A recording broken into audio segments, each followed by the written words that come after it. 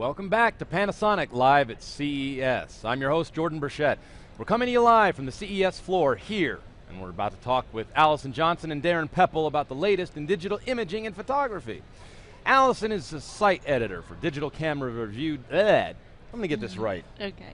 DigitalCameraReview.com, where you can go for digital camera news and reviews. She's also on Twitter under the handle @AllisonJoe1. And Darrin is the Senior Product Marketing Manager at Panasonic North America. Have we mentioned that we are also on Twitter? Did you know you can tweet your questions for Allison and Darrin using the hashtag PanasonicCES? We've also got a social stream at Panasonic.com/CES. And at the end of our interview, you'll be able to ask us your questions directly. So let's get to one of our questions, which regards 3D photography. And now, do you see this market increasing this year? How are consumers embracing the technology? I think it's coming little by little. People are definitely more interested in it.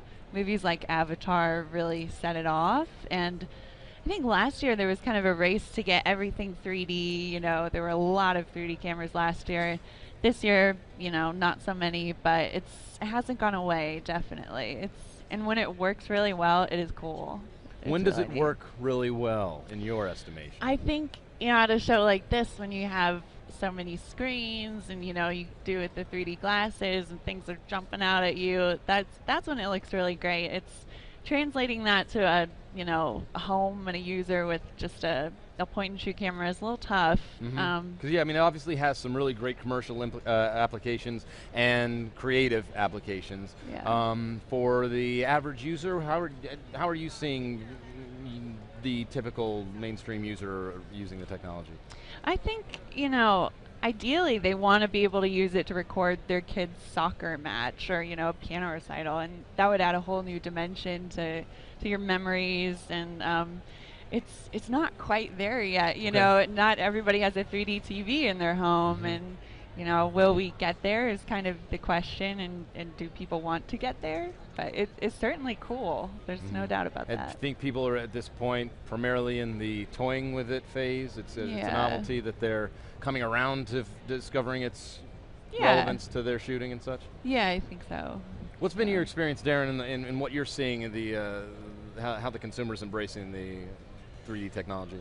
Well, you know, they're embracing it. They're moving along. It's still a work in process, I must say. You know, we have introduced several cameras where there's a point and shoot, or the DSLR style camera where you can shoot 3D now. So it's easy to take a 3D picture. It's not so easy to share it yet. Sure. Yeah, we can share it at home on our TVs, and but I think what's going to happen is what you see with everybody carrying around their portable devices, whether it's their tablet or their phone, that there's 3D based, even maybe a gaming system, that type of thing. It's portable, it's with you at all the times, and that could be the opportunity to share a 3D picture really in real time a lot easier in the future. Sure. So what other trends outside of 3D are you seeing in digital photography this year? Oh, wireless, point and shoots with Wi-Fi, and that's not necessarily new. Right. But that's been around for a little while. You guys have put out some we've Wi-Fi actually, products. we're shipping something called the FX90. It has Wi-Fi built in, and we have a technology we call Lumix Link that works on both Android and iPhone. So you can literally send by Wi-Fi to your phone, and from there share to your social networks automatically. That's pretty cool. And what makes Wi-Fi built into cameras different now? Like, as you said, it's a technology that's at least in some form or another been available. What's different about it this year? It's like you said, the link, you know, the cloud. You can upload to that, and from there download an app, you know, on your iPhone or whatever, and then it just adds another level of simplicity to it. You know, you don't have to be at a Wi-Fi hotspot for a lot of those. And that's definitely getting people more accustomed to using that function on the... Yeah, I mean, you look at the Wi-Fi hotspot, you always have to log in and agree to the terms and conditions and all that, right? Well, you got your own terms and conditions on your phone. Okay, so you're already there. So you're easy to get to out to the social media faster. So one of the confusing things for consumers shopping for digital cameras is the size of the sensor. We actually had this conversation over the weekend as you struggled to make to fit into this brain, this cranial capacity, the kind of understanding necessary How can consumers compare sensors? How can they be made to understand that part of the technology? Yeah, a lot of consumers struggle with it. So the one measuring is megapixels, right? We can all understand more is better, right? But not so much anymore, because you're starting to see, and we're doing it too, we're decreasing the megapixel count in some of the cameras so we can make each photo site bigger. Bigger photo sites is what gets you better low light, faster shutter speeds for sports, and cleaner colors. Right. So the consumers, I think, are starting to realize that.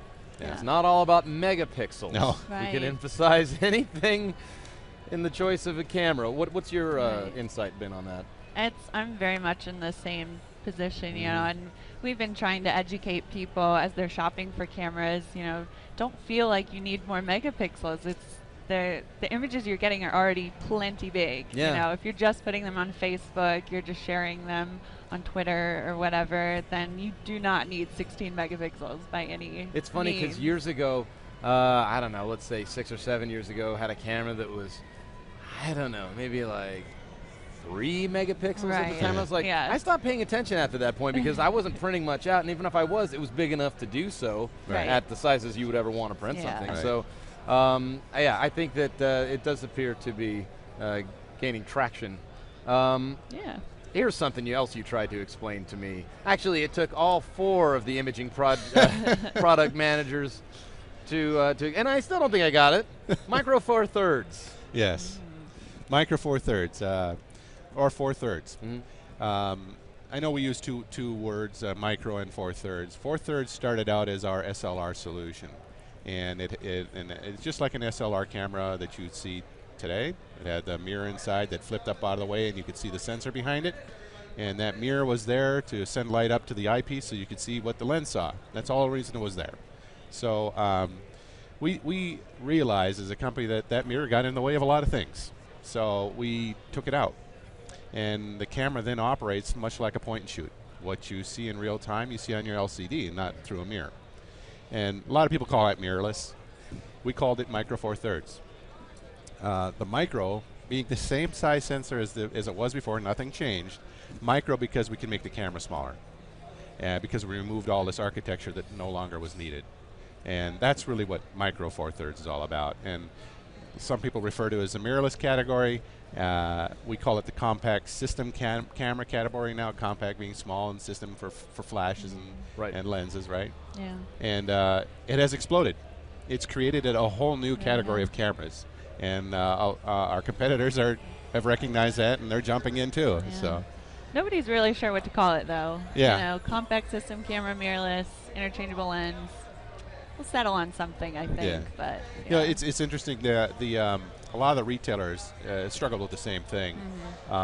I've seen it now finally broken out as a category called CSC, compact system cameras. Don't know if it's going to be the one that lasts forever. So maybe like on the producer side, it's the CSC, the media side, still undecided. Yeah, maybe. Right. Yeah. ILC. I've even seen one term called evil once. It kind of cracked evil, yeah.